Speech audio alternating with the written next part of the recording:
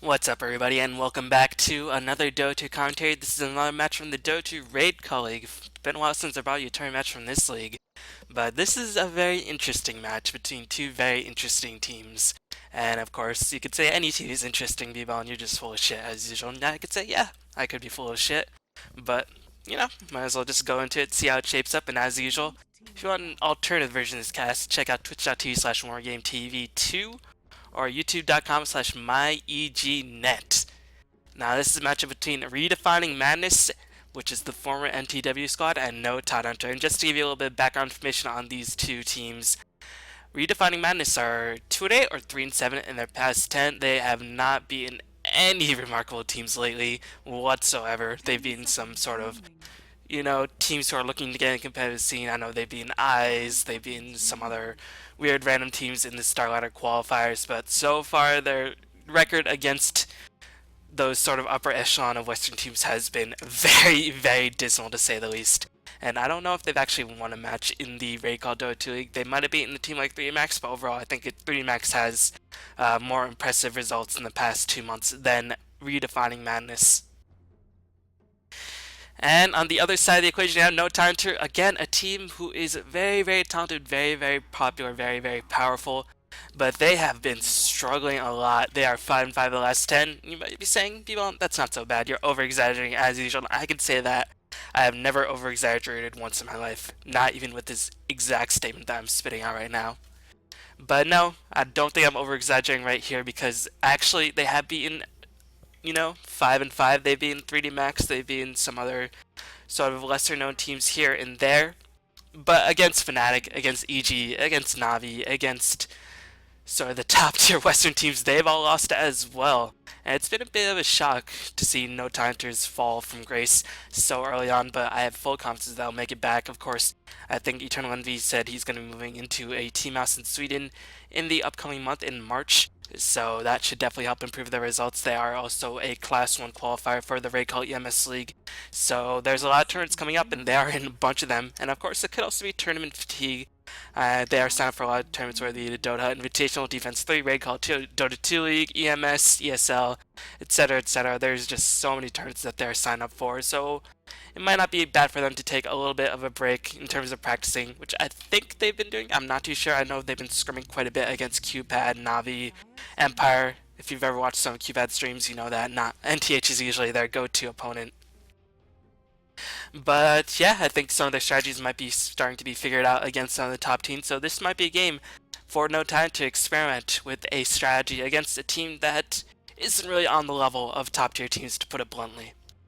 And right now in this series, this is the second game, and they are 1-0 against Redefining Madness, and of course the definition of madness or insanity that is so utterly or so often phrased by the internet is doing the same thing over and over again, expecting different results. And I wonder if that was actually the rationale behind Sinner's choosing this name. Maybe this is sort of an allusion to, and by an allusion I mean ALLUSON, sort of alluding to the fact that if this doesn't work out, they might just try again or they might just give up, because I think they're sort of recognizing that this is sort of getting a bit repetitive. But enough jibber jabber, let's get into the game. No Tidehunter picking up Keeper the Light. Probably the best support hero in this version, all my thoughts on him, but we'll just go over some of the basics. Eliminate stops pushes. Recall allows carry to farm in one place to recall him back to a team fight. Melee can potentially stop down a lot of sort of very mobile heroes, whether it be Queen of Pain, Magnus if he skewers in, will have a lot of difficulty just getting in a lot of mana. If he didn't already get the RP off, then Skewer will just be draining his mana, so to speak. Synergy as well with Force Staff. Mana Leak does a lot of different things, and Chakra Magic allows anybody to say, hey, have some free mana without the price of a bottle. It's for you. You deserve it. You're the best. 5 seconds remaining. RDM picking up the Magnus and the Lifesteal. Magnus, of course, one of the best late game heroes in the game, just because of versatility. Is probably the best late game spell in the game. A very solid initiator. Definitely pretty easy to lane, whether it be mid solo or off lane hero. And they're going to pick up the Lifesteal, very tanky hero. Of course, ridiculous DPS in the early to mid stages of the game, and of course, he wants to end the game around the 25-30 minute mark before he starts getting relentlessly kited, whether it be items like Force Staff, Ghost Scepter, but Lifesteal is probably the best carry you can pick up in the first 25-30 minutes in the game if you can't get that with CK combination. And meanwhile, No Time to gonna pick up all their supports right off the bat. They're gonna pick up Gyrocopter as well as Shadow Demon. So this indicates a bit more of a farming Gyrocopter rather than sort of the support Gyrocopter that was popularized by Aki or Ake or Aki. I'm not too sure the pronunciation. I've always called it Aki, but apparently it's Aki or something like that. Like the pronunciation's like AQUI or something like that.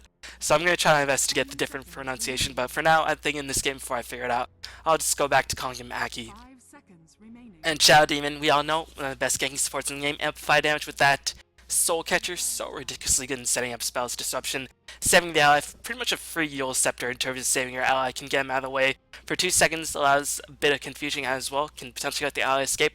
Beautiful setup spell, a lot of range, 600 range, and combined with the fact that Demonic Purge has, I think, 650 or 700 cast range, he is a very, very long range initiator.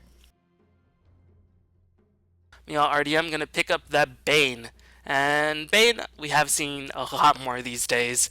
Very, very potent support, whether it be, or it could potentially be late, whether it be that Nightmare and Fiends could potentially shine down 2 heroes in a team fight if there's nothing like illusions in the picture to dispel the Nightmare or anything like that, damage flying out from AoE spells.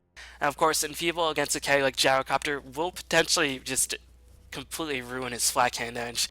So I think that's the reasoning why RDM picked up Bane here, because they know Gyrocopter will be played as a bit more of a farmer than a support that Aki's so popularized recently. So since they know Gyrocopter will get some farm, flat cannon's super annoying, let's just enfeeble him and just make sure that flat cannon doesn't deal nearly as much damage as it otherwise would.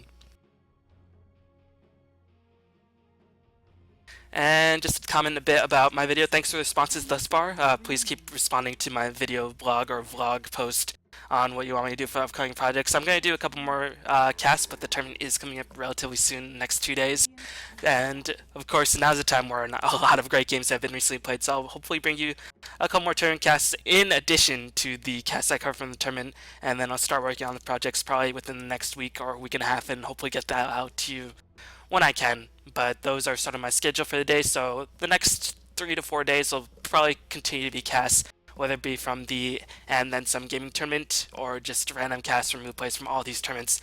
And then I'll start working on these projects, but I can already tell you that one of the musical projects is already done, so you can potentially look forward to that very soon. But RDM banning out long lane heroes or jungle heroes, most likely long lane heroes in the form of Lone Druid, and the Nature's Prophet banning out Bulldog's signature heroes. Of course, Bulldog used to be pretty much well known for 3 heroes, which is the Fury and the Darkseer and the Lone Druid. Lone Druid, of course, being up top, but he's gotten so good at Bounty Hunter, Magnetar. He's just become such a good offlane player that it's really difficult to ban against him, but looks like RDM just going to ban out heroes who they don't like playing against. Of course, Entangle with that Lone Druid will just make Lifesteal's Rage very, very worthless. Of course, in conjunction with the Purge, then Lifesteal pretty much will be held in place for the majority of battle if he does get entangled. Nature's Prophet, not really too good anti-push on the side of RDM, so that split push is going to be very powerful. Nature's Prophet has been heavily trending upwards because of the split push. Meanwhile, NTH banning out mid-soul and secondary supports, or primary supports, Undying, Disruptor, very solid supports. Of course, Disruptor with this crowd control and conformed kinetic field and the static storm makes it very difficult. And Glimpse sending people back left and right. And looks like No Tidehunter just banning out supports who they don't want to really be restricted in one area, whether it be the Templar Assassin Slow, of course TA not a support, or just the Undying Tombstone with the Flesh Golem slowing everybody down. They just want to have free roam and just sort of run around all the map, because they already know it's going to be difficult sort of maneuvering all over the opponent when there's a Bane and a Lifesteal in the picture. So they don't want to give more ground control to the side of No Tidehunter. Meanwhile, RDM, if the trend stays true, they are going to keep banning out long lane heroes. We'll see if they ban out something like the Bounty Hunter or the... That's pretty much it. That's the pretty much only other signature Admiral Bulldog hero who's still left in the pool. So this might be a bit troubling for No Tidehunter, but it might also give them an opportunity to use other long lane heroes that we haven't seen too much of, whether it be... I guess Clock is pretty much the only long lane hero that comes to mind, unless No Tidehunter, of course, run Aggressive Challenge, which they potentially have the capability to do so. Shadow Demon, Rocket Barrage, Keeper Light will just dish out Latitude, and it looks like RDM just want to remove the possibility of a carry just destroying them. Phantom Monster does remarkably well against Lifestealer, and paired with the Keeper Light, just an absolute pain in the ass to lane against, so Phantom Monster seems like a smart ban right here. But that does give Bullock access into one of his signature offlane heroes. Of course, again, he has a lot of signature offlane heroes, but Bounty Hunter is stuffed in the 10 pool. seconds remaining. But I don't know if No Time to necessarily want to gank too much since this is a farming 5 gyrocopter. seconds. And keep the you can pretty much do everything, but he doesn't really gank the best. Shadow Demon, of course, a very strong gank support. We're going to see a Bloodseeker. Fourth pickup by No Time to. What the heck is this?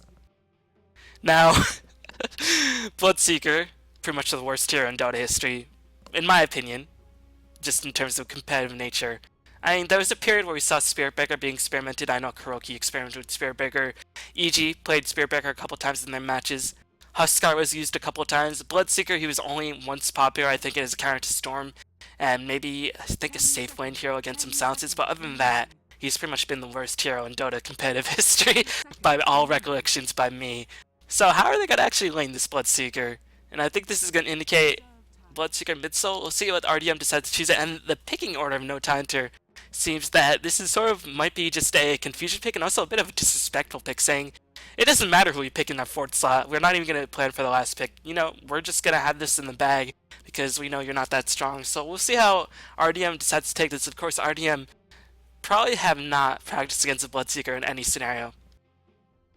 And just talking a couple reasons why Bloodseeker might be decent. Of course, if you silence the Lifestealer, he will get a lot of damage, but he won't have access to the rage, so it'll be easy to burst down. And actually, OD is going to pick up against Bloodseeker, so they're anticipating a mid-soul Bloodseeker. And of course, silence will help to stop that Astral Imprisonment and the Arcane Orb harassment from coming down. But OD with that increased damage can harass the Bloodseeker potentially out of the range. OD, very high base movement speed, and if Bloodseeker does get the rupture off in the early game, I think it's only 6 seconds at level 1. 7 seconds at level 1. So imprisonment level 4 will be able to do, or will be able to mitigate a lot of that rupture damage early on. So I'm not too sure about the OD pick, but I think this is just purely as a laning possibility.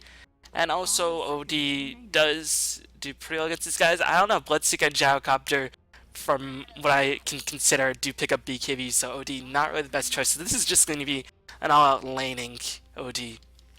And we're going to see Clockwork being picked up, so it is going to probably be a mid-soul Bloodseeker, Clockwork in the off lane, and potentially safe Trine by side No Timer. But actually, if I had to guess, I think it'll be aggressive Trine by No Timer, put on the pressure, Bloodseeker safe lane, Clockwork mid lane, so Clockwork can have easy access to runes, push out the lanes a bit more, and just do some Rocket Barrage harassment against OD. Doesn't really care if he gets silenced too much because Rocket has a pretty long cooldown.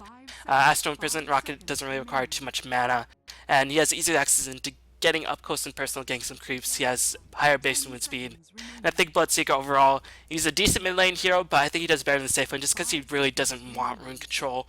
Like, what will he do with runes? I think he's better as a safe lane hero. And we're going to see Enigma being picked up by Redefining Madness. So there's their jungle hero. So RDM, pretty much their lanes are set up. Magnus off lane, OD mid, and then jungle, Enigma, Bane, Lifestealer, safe lane. But we'll see how they cope against the potentially aggressive Trine that the No Timer do have going for them. And we'll introduce the players and teams right now. Prepare for battle. After that, a drink of water, of course, put a little bit of asterisks right there next to the now. So we're going to have Eternal Envy playing the Shadow Demon, Loda, Kelly my Valentine. Kelly is his girlfriend. I think Kelly Milky's is his girlfriend, so it's Valentine's Day. Shouts to all your people who have your lovers in your life, and also the people who are forever alone and are watching Dota. Oh man. It doesn't bother you if you don't let it bother you. That's what I'm going to say. Anyway, Loda is going to be playing the Gyrocopter, Eternal Envy is playing the Shadow Demon, S4 is playing the Clockwork, so it is going to be mid-solo Clockwork. Admiral Bulldog is playing the Bloodseeker. This won't be an off-lane Bloodseeker, this will be a safe lane Bloodseeker. And Aki is going to be playing the Keeper of the Light. It's probably puzzled to see or Loda playing the Gyrocopter because he so often handles that Gyrocopter in safe lane capacity. As we're going to see some immediate warding on the side of No Timer, placing some sentry wards. And Eternal Envy going to venture forward a bit just to check out the positioning of everybody. In terms of level 1 engagements, I do think No Timer have a significant edge. They have AoE Rocket, they have Rocket Barrage, they have rockets everywhere and everything. Meanwhile, Leicester venturing forward, and this is of course designed to counterpick the Enigma. And this sentry ward actually very cleverly placed. I don't know how you'll get vision of it unless you just get some trees and eat through it. So Enigma gonna have a couple of his camps blocked off right off the start. So some really nice warding by the side of No Timer. And meanwhile, just introducing RDM, former NTW, question mark, question mark, question mark.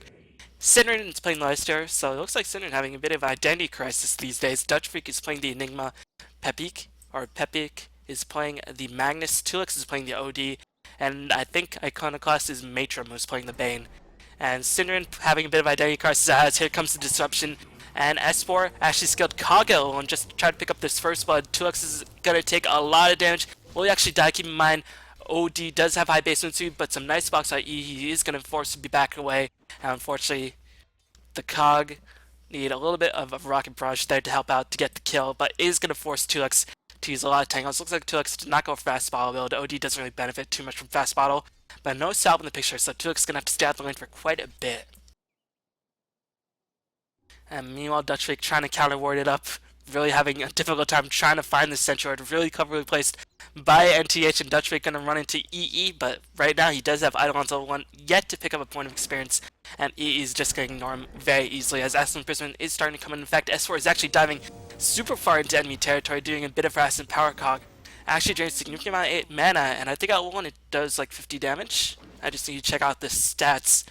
Mana health drain scales to up to 200 damage and health drain, so level 1 really significant on how much damage that power cog does, and it's cheap mana, as looks like E does a nice job timing that list, so he picks it up. So again, Dutch Freak going to be denied a significant chunk of experience, so it looks like they're doing a lot to shut down Enigma. Really clever play by EE so far. But meanwhile, just checking out these lanes, as I don't know if I have game volume enabled. I can't honestly hear. That's a little bit puzzling for me, as actually I'm just going to pause it right here and try to put in the game volume because I actually can't hear anything.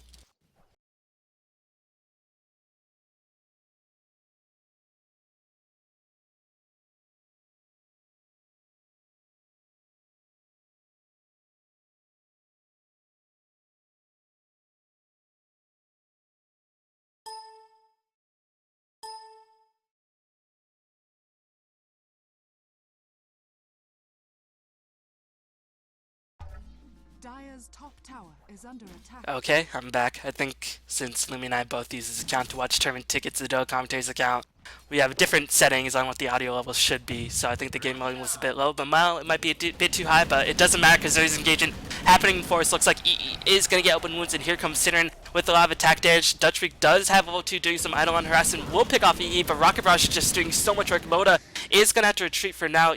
Synderen does not have mana to cast Open Wounds. Open Wounds still on cooldown, and Dutch Freak still level 1, so doesn't have access to the Malphus. But here comes the Nightmare being casted as Matchroom does get it off. Aki is going to be slow, but Aki high base movement speed on that Keeper Light should be okay. Rocket Barrage being turned around for Synderen. Synderen's got to back the heck out before it gets smacked back off, as a rocket does fly in by S4. S4 has decided to join the party. Loda, very low in terms of mana, won't have access to any of his abilities besides Flat Cannon for just a bit, but Dutch Freak Clockwork has high base movement speed and will be able to pick off Dutch Freak pretty easily, 1-for-1 engagement, and I'm going to force Synderen all the way back to the fountain. But yeah, I always had this point that I was going to talk about Synderen having a bit of identity crisis. He's usually solo mints, but now he's playing the carry, I guess, for Redefining Madness. So, interesting transition. You know, people were unimpressed by Synderen until he proved himself in a fistful of tangos, but 1v1 and a solo mid in a 5v5 game is completely different. So we'll see how Synderen adapts to this new role. As keep in mind, he is the captain, he does have the shots on how the lanes and the picks will be set up. But right now, just checking out the early CS, looks like Bloodseeker is completely dominating the bottom lane, as Magnus 12 and 1 CS being silenced constantly, I imagine. Level 2 silence, so this is actually the optimal level if you want to do the optimal amount of harassment and get a decent amount of silence. Does pretty decent damage per second. If you look at the duration, it's 140 damage over the full duration where you silence for 7 seconds. With only 60% damage increase, definitely can't handle to the right clicks of the Bloodseeker, as Bulldog is level 5, very close to level 6, so we'll have access into the Rupture pretty soon. So it might be time for Pepik to try to pick up a TP, just ferry himself a courier TP, otherwise he will just die to the Rupture, as here comes a gank by E onto Dutch Freak. Level 2 Dutch Freak just having so much difficulty thus far, and it looks like no time to taking advantage of the fact that it looks like Redefining Madness has a very weak early game as the cogs come in. Dutch Freak caught between a Clockwork and a hard place. Which are those cogs gonna die? And there's really nothing OD can do about this. OD very worthless in early on engagements. Very strong in terms of laning. Very strong in terms of late game before BKBs are in the picture. But in terms of chasing engagements in the early game, OD really can't do too much, just wants to sit in lane as long as possible Dire's bottom tower and is just under try to control the lane that way, but S4 putting a cog in that plan. See what I did there? Saying that, okay, I can lane whenever I want, but I'm just gonna go in, roam, and make your life for Enigma a living heck. As just checking out some CS, looks like Pepic gonna retreat right now, get back full HP, full mana. We'll see if he walks back to base or TP's back to base, because he TP's back to the tower. He will just get ruptured and owned, and he is gonna TP right now.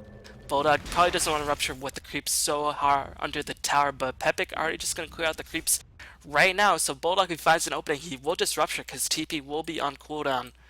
Actually, no TP in the woodwork just yet for the Magnus, as Aki is going to take a bunch of harassment. Looks like Dutch Freak has decided to abandon the far jungle, just going to constantly stay close to this close jungle, saying that, okay, I might not get nearly as much experience, but we'll just sort of back off as a rupture or teleport mid for OD. Rupture going to come in place, easily pick up a kill. I don't know if Admiral Bulldog is even necessary for that gank, but saying I want to join the party, get some kills, and help fund my TP back to the bottom lane. But Tidehunter playing very aggressive early on, not doing any of the usual Tidehunter shenanigans, as E gonna suicide, buying all the things he can possibly buy. Probably gonna buy a TP right now. No, interesting. Well, he lost all of 15 gold, so I guess that's not gonna bother him too much, because he will actually regain that 15 gold as he dies. So not the worst engagement, but usually if you're a support, you don't have boots, then it's actually quicker just to die to the neutrals before going all the way back to Fountain, as Loda is going to be sacrificed on the top lane, so going to easily pick up the kill. Dutchwick taking a lot of rest, and Dutchwick should be able to escape, as Matrim gonna take a bit of rest, and as well Aki is coming in. Can E get off that disruption, teleport to the top lane, and S4 is on the advanced Soul Catcher being casted, and here comes Luna, easily able to pick up a kill. A little bit of mana being wasted by S4, but he has a ball as well as Arcane Boots. S4 ridiculously farmed at this point in the game, only 27 CS, but already a part in 4 kills. And Tidehunter playing very Tidehunter, not playing Tidehunter-esque. Usually they want to play it slow, not really put on the pressure, want to stack some camps, but it looks like they're experimenting with a different playstyle. And so far, it's definitely throwing RDM for a bit of loop. It's 4-4, but I feel like Tidehunter have a definite edge, but it might not be the case with Pepic joining the party with that reverse polarity. Taking that engage, and Arrow Bulldog very low in terms of HP, going to cast the sounds on the Magnetar. Picks off the Leicester, going to pick off the Magnetar as well. RDM reclaiming a kill advantage, and they're going to claim a tier 1 tower in the top lane as well. Only survivor is going to be that OD who's rotating around, trying to do something. Only level 1 Sadie's Eclipse, he's only level 7. Can't really do too much damage without level 1 Sadie's Eclipse, going to try his best. Gonna get that disruption off onto the Gyrocopter, casting Sadie's Eclipse, only doing about 150 damage with the Brain Staff. We'll be able to clean up the kill, as now NTH are in full retreat. Dutch Freak is silenced. Rockets are in play, but S4 hesitant to hook in. Of course, Hook is on cooldown, but doesn't want to hook in without the proper backup support. But Tidehunter definitely came out ahead, got a tower, as well as coming out overall. I think might have come out 1 kill down or 1 kill up, not too sure. It looks like they came out 1 kill ahead. And keep in mind, Tidehunter, the more map control they gain, the more room for Bloodseeker, for Clockwork to roam, the more room for Shout even to just keep up his roaming. Really, really aggressive lineup being played by Tidehunter. Again, not really most typical by Tidehunter. They like to stack a lot. They like to just go for timing attacks with their pushes, where the carries getting BKBs and Midases. But this switch up in playstyle might be what they need in order to sort of get out of their sort of mediocre streak that they've been doing as of late. You know, RDM, if it does go late game, I do favor RDM by quite a bit, but the question is, will NTH allow it to go late game? Because right now, NTH is completely dictating the pace of the game. Cog and Battery Assault being applied to the Bane Elemental. You can see the Battery Assault going through the Astral Imprisonment. Level 1 Battery Assault not doing the most damage, but just going to pop that Invis Rune. Going to be A-OK, and 4 people were drawn into that Clockwork. Going to pop the Invis Rune. Snickered to himself happily as he escapes, juking everybody, saying, I'm so pro. As Dutch Freak going to try to find some farm. Level 5, surprisingly enough. I didn't expect this Enigma to be so high level, but he has been in quite a bit of engagements. As here comes ES4, still in Viz, going to catch off a wild Dutch Freak in the jungle. Man, so unfortunate as his cogs were about to bug out, pushing Dutch Freak away. But the cogs saying, alright, we're not going to bug out this time. We're just going to keep you in the cogs. As they're going to easily secure an Enigma kill. Keeper the Light Blast going to help clear off the Eidolons. Meanwhile, EE almost level 6. And the question is, what can Redefining Madness do? Well, they can't really farm in mid lane because Tulux will be under so much pressure. Hook is going to be in play in about 10 seconds. And there's really not too much reinforcement. They're going to apply pressure to Loda consistently. But Loda is pretty much the weakest link at the moment in this game. And your Rocket Barrage sure does a lot of damage, but in terms of right click DPS, I think you can pretty much ignore Loda. Not saying that Loda's the weakest point in the team, just saying in this particular game.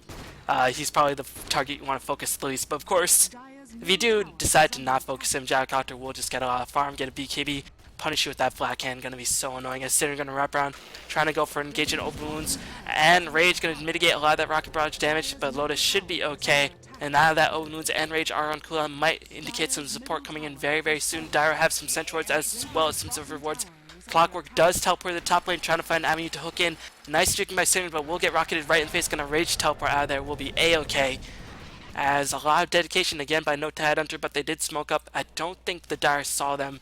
Actually, they might have. The Dire placing a really, really defensive center, but look at these lords being placed on no Tidehunter saying, Enigma, you're not going to jungle ever. You're never going to hit level 6. We're going to keep you down constantly. You can do all you want on your bottom lane, but this part of the map is ours for the taking. Meanwhile, EE trying to soak up that level 6. As interesting enough, not going for the Shadow Poison build. We've seen a bit of a resurgence for the Shadow Poison build these days. But I guess he figures we have enough range. We don't need the Shadow Poison to scout out. Soul Catcher with the amount of burst energy you have in the form of the rockets and the Rupture should be good enough. Won't really need to level up Shadow Poison. As just checking the farms on 2lex. Just Ironwood Branches and Tranquils. I guess he's trying to save it for Mecha? I think that might be what he's going to go for. That's the only logical choice, but 35 CS, 11.5 minutes in the game. Really, really poor for an OD. And keep in mind, he has been pressured so hard. Really difficult for him to find an opening to farm up. And you can just see the disadvantage of RDM's lineup. Really very minimal early game presence, especially when Enigma's been shut down so hard.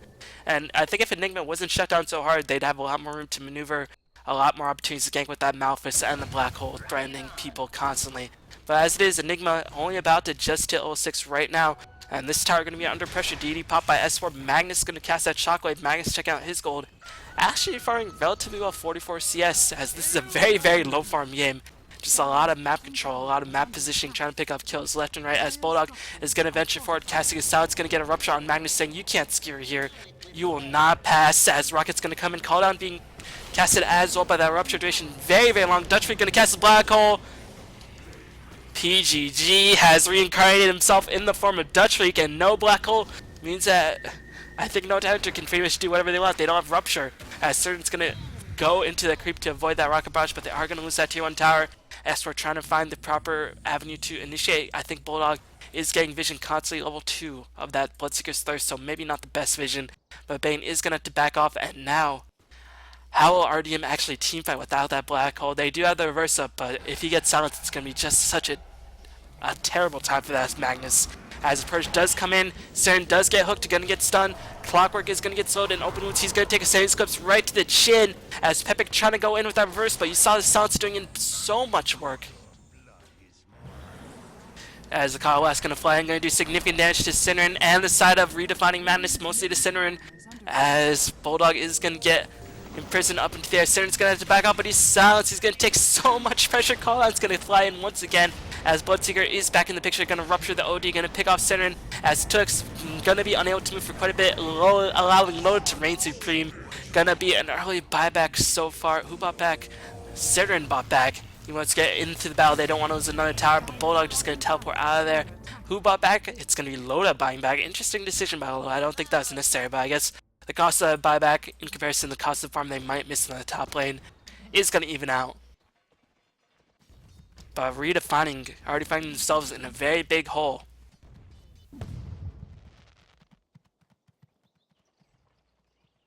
And OD probably lost a significant amount of gold. Interestingly enough, he didn't pick up any items, whether it be a buckler or a headdress. Still just making his item build very vague, but the Purge is going to come in onto Cineren. What are you doing, Cineren? You had no vision of that area. You were just going to suicide.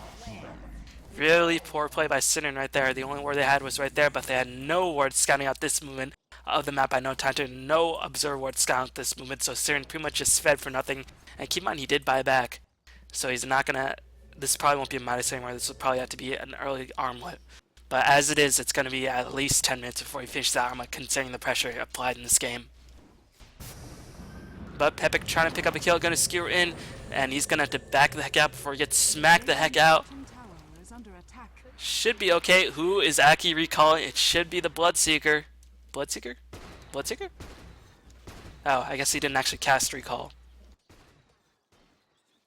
So 3 towers in favor of no Tidehunter. S4 gonna initiate, or actually Bulldog's gonna initiate. Battery Assault saying you can't teleport away from the Bloodseeker. You can't do the usual tricks to escape from the Bloodseeker because there's a Clockwork with mini stuns who can initiate from so far away.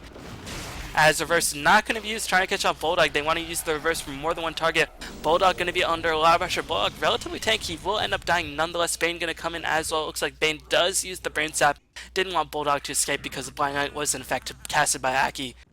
But as it is, it's going to be 1-for-1. Losing the OD yet again.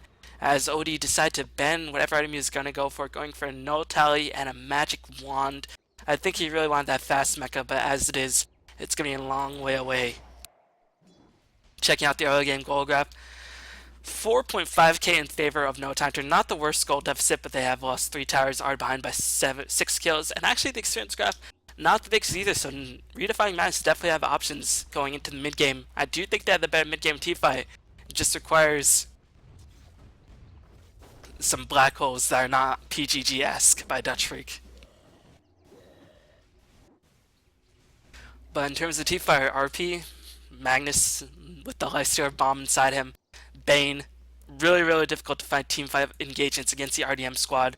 And just checking out the items on No Tide, looks like Phaseloot's being picked up by the Shadow Demon. This is the most rich that EE's ever been in his life.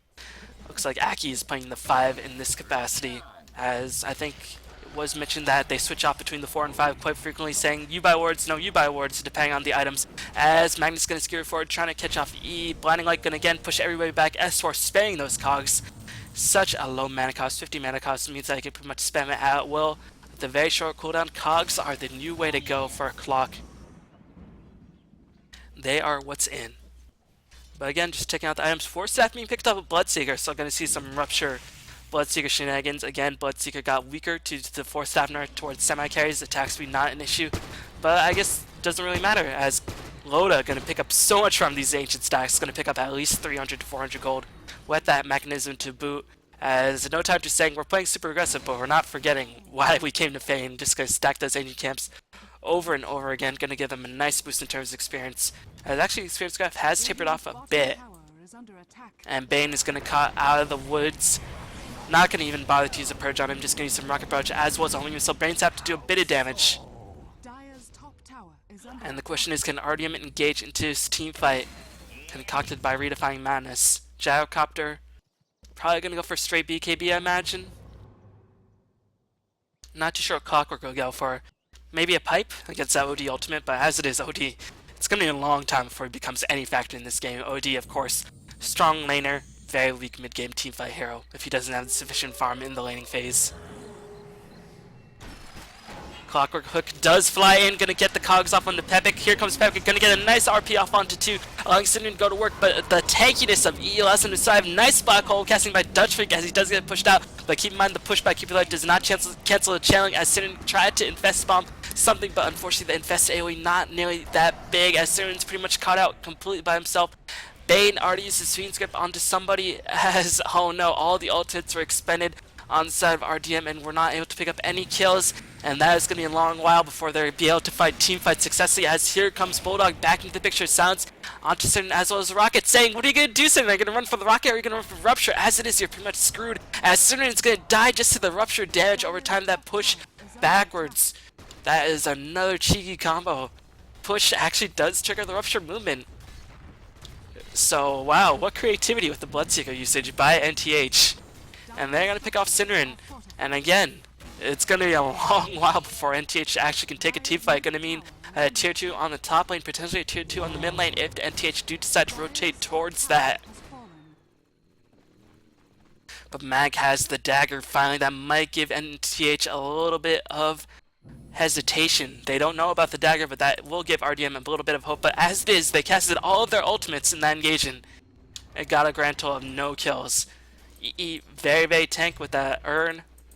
S4 of course ridiculously tank with the Clockwork. BKB is going to be the item that Bulldog will go for. Aki just staying constantly outside of the range of any abilities. because he is keeper light, ridiculously long range show. And actually, Oda picking up the helmet down very interesting. Annabelle does empower onto Siren is going to be the build. Siren trying to desperately get to the armlet, but it's going to be so far away. They're going to place a Sentry Ward trying to prevent any wraparound yanks. Also, this is common Observer Ward spot. Just see the initiation positioning of Dutch Freak and the Magnetar as Loda is going to get silenced, giving him some extra damage. Look at it. 250 damage with no damage boosting items other than the drums, but it is going to allow Center an opportunity to initiate. He is going to get Fiend's Grips up. Where is the Magnus going to cast reversal onto S4 and Bulldog? They are not going to clean up Loda. Actually, Bloodseeker does pick off Dutch Freak. The battle is just so chaotic, and Pepe going to take amplified Soul Catcher damage. And Bane is on the tree. Can Bane escape? No. Illuminate, such long range, going to clean up the kill. Bulldog playing out of his mind at the moment. Here comes the Demonic Purge as well as the Soul Catcher missile going to fly in. Gonna clink onto Siren. Bulldog gonna cast sounds on Siren saying, "You will never rage this game. You're concentrating barrages." This is Aki. Just MLG no scoping everybody with the sniping, and you can't run it. You can't hide from the range, whether it be Illuminate, Rupture, long casting range, Rockets, global casting range, Shadow Poison, Purge, even a long casting range. The range, the early game strength, and no time to giving Redefining Madness absolute fits, and I don't know if it's actually looking up as they have the Blink Dire Magus, but everybody was just so far bottled backwards on the side of RDM. And now we'll take a look at the goal after. It's starting to spiral out of control for RDM. Their OD has just gone no farm whatsoever. Really not handling this team fight pressure well whatsoever. Experience Graph starting to take a huge upswing in favor of the No Timer squad. Dire's bottom tower is under attack. BKB is going to be finished very, very soon by Bulldog, I imagine. What is that on the courier? It's going to be a 4-staff, so some 4-staff action for the Keeper Light, saying I'll have even more range and some more Rupture tricks if I do want to go for that. As Synderen, no, Synderen, run! He's going to get purged out. The vision given to him by the Rockets and the Clockwork. Going to Rage Teleport out of there, but the hook goes through the Rage, saying NP, NP, you are dead, Synderen. As the Battery Assault should be. Now Synderen is just having a miserable game thus far. 2, 4, and 3. Actually, I'm surprised it's only been 4 deaths, now 5 deaths. As I feel like Synderen is just constantly taking the brunt of all No Timer's hatred. Poor guy, Synderen, you know, such a nice guy. Why is NTH treating him so cruelly? I think it's NTH sexually frustrated, aside from Loda. I'm just saying. It's Valentine's Day, and Loda probably saying, "Haha, bitches, I got a girlfriend. What are you gonna do about it?" As Lotus 3 deaths. Meanwhile, just looking at the overall kill screen, it does not look pretty, but OD finally picking up item, picks up an ultimate orb. Really disappointed by this time selection. And actually, he didn't go for the mechanism because Enigma just finished it up, but still, I think a 4-staff would help out OD a lot more. Even if it does trigger the Rupture, 4-staff to escape the range and the AoE of No Timer would be so useful. But I guess they're ensuring that if it goes late game, they will have a significant edge going for the Hex, so you can sort of understand that. And it does give OD some nice tank ability, as there is going to be a smoke attempt by the side of RDM. And it looks like No Time to send something's up. They're just going to wait around. I think they're waiting for Bulldog to finish his BKE. He will let up very, very shortly, cleaning off some stacks whenever possible. The NTH way, you too can clear off stacks. Just join the NTH army. And checking out the items, I am being delivered to E, probably some wards.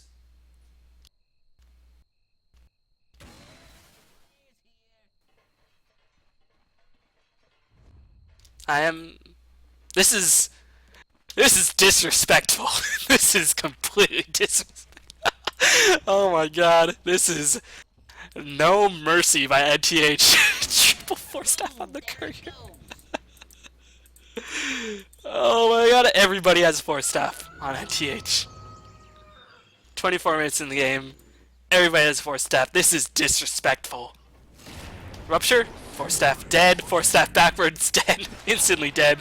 Hook forward, guess what, he has 3 more 4-staffs to work with. Push everybody back into the cogs. Dire Curry does end up dying in that engagement. Mary Trim never stood a chance. Dire's middle tower is under attack. NTH saying we're tired of these teams that are not our caliber, but you know, I don't know if NTH should be pushing out disrespect considering they've been losing to the top dogs quite a bit, whether it be EE Or, sorry, not EE. EG, Navi, Fnatic, Empire, VP. But May and TH feel like they need a bit of an edge, and, you know, I can understand where that's coming from. They're treated as underdogs in DreamHack, that's when they have the most success. They want to get a bit of their edge back. They're playing with anger. That's making me very happy. Because I think, you know, some teams feel on themselves on anger. Navi clearly feels himself on anger, as Loda is going to be forced staff to safety. Just wait for the Rupture cooldown. No, Rupture's up. Who is going to get the barrage of 4 staffs now? That is the question that remains. Oh my god. And TH. Support Gyro into Bloodseeker 5-4 staff build 24 instants in the game. Oh, Rupture? Forcing Pepic. Pepic can't move. Black Hole being casted on Bulldog and Envy, but it does get immediately interrupted as Pepic Rupture finally does wear off. Bulldog just going to charge in with the BKB guns blazing, going to pick off Saren with the Soul Catcher. Nice RP by Pepic, but where's the damage going to come from? They are going to pick off EE. Dutchreek does not have access into the Black Hole, is already wasted, as now Tulux is on the run, going to teleport out of there. Force Staff does not cancel teleport scrolls, and actually in terms of teleport scrolls being cancelled, only EE, the Shadow Demon, and Clockwork have anyways, so 5-4 staff build, cute and all, but has some drawbacks. Teleport scroll, only being one of them, if you don't have the stunts to sort of go through that. But as it is, and TH came from March charge in with no fears, no big ultimates online, only Saiyans Eclipse. No, Saiyans Eclipse is not even online either, and keep in mind the Dire Courier died a couple minutes ago, gonna fuel the NTH push even harder. And they're just saying, what are you gonna do about this RDM? Saren still yet to finish his armlet, just constantly dying. As there's gonna be Blink Forward catching off Bulldog. 4 staff, 4 staff! 4 staff. OD dies in the blink of an eye. Rocket gonna clean up the kill. Oh my god. Found it wanting indeed, Clockwork. This performance by RDM. To be fair, RDM got completely outpicked, it seems like, because their early game is balls compared to NTH's early game, and they are being punished hard. Synerin is going to be stun placed by the rocket. Where is the pursuit? Actually, NTH forced to retreat. 25-12, as there's going to be skewered forward trying to catch off S4. S4, if he teleports away now, will be A-OK, and he looks like he is going to escape very easily. NTH just going to back off, saying, alright, we have 15k gold lead, 10k experience lead. We know, we haven't lost any towers, we've lost 1 tower. And Roshan is theirs at the taking. They have so much range, and whenever you have a Cupid Light, when there's nothing like a Darkseer, I mean, there's a Magnus in the picture who does reign very, very highly over Roshan engagements, but other than that, Cupid Light with the range, Gyrocopter, of course, revels in giant cluster team fights with the Flat Cannon. You know, Gyrocopter is an interesting hero, because Rocket Barrage wants people isolated to apply the max amount of Rocket Barrage, but everybody else, every other of his skills wants people to be clumped up. So, you know, just an interesting hero design by Ice Frog. You know what's not interesting? Well, it might be interesting to some, is Synerin gonna die, because there's war there. Synerin being pushed out of the cogs. Rupture. 4 staff, 4 staff. Oh my god, Synerin is not pleased. This might be some sort of friendly shenanigans, but you can tell Synerin is not pleased. You know, he's making that politically correct statements in all chat. Of course, the parentheses statement. But a beautiful 4-man skirt. Where's the Black Hole? He's still on cooldown. No damage. OD not doing nearly enough damage, and Loda is now back into the battle. Bane trying to do whatever he can. Bulldog activating that BKB, trying to do whatever he can as well. OD able to not do too much, as that Arcane Orb only level 1 can't stand toe-to-toe against the Wrath of NTH, but that reverse was so well timed. Unfortunately, no damage to back it off. Only level 1 of that Midnight Pulse. I think it would have been better for Dutchreek to skip 2 points in the ions, considering their pressure, getting that Midnight Pulse, because the only hope that Redefining Madness have is in the team fight, and Midnight Pulse does do a lot of damage. Smoke to see gonna be used to dodge the rockets. Oh, you just gonna break that smoke? Blink forward by Magnus. Gonna get disrupted. Rupture's up. Oh my god. And Bloodseeker has vision. Rupture backwards. Rupture forwards, rupture backwards. Oh, Dutch Freak immediately getting his black hole canceled. Dutch Freak, your black holes have not been too good. GG's are called. And redefining Madness, indeed, redefining. You know, they're not really redefining Madness because Madness is doing the same thing over and over again, expecting expecting different results. But right now, it seems to just be Madness. Radiant's top tower is under And this attack. is not Sparta. This is just Madness. And TH meanwhile putting it with the chip on their shoulder, saying, "We went to DreamHack and completely unheard of, other than ESWC, where we actually replaced 2 teammates after that, Black and Kizzles." They're saying, "We need that chip back. We're gonna play completely disrespectful, and we are gonna go in there." Actually, I imagine this isn't really disrespectful. I'm just, you know, they're playing with a chip on their shoulder. Obviously, after losing to some very powerful teams, they want to get that edge back. And this might be a strong way to go about that, as 2x gonna get 4-staffed. 4-staff? 4-staff? RP. Blinding Light. Illuminate. Too good.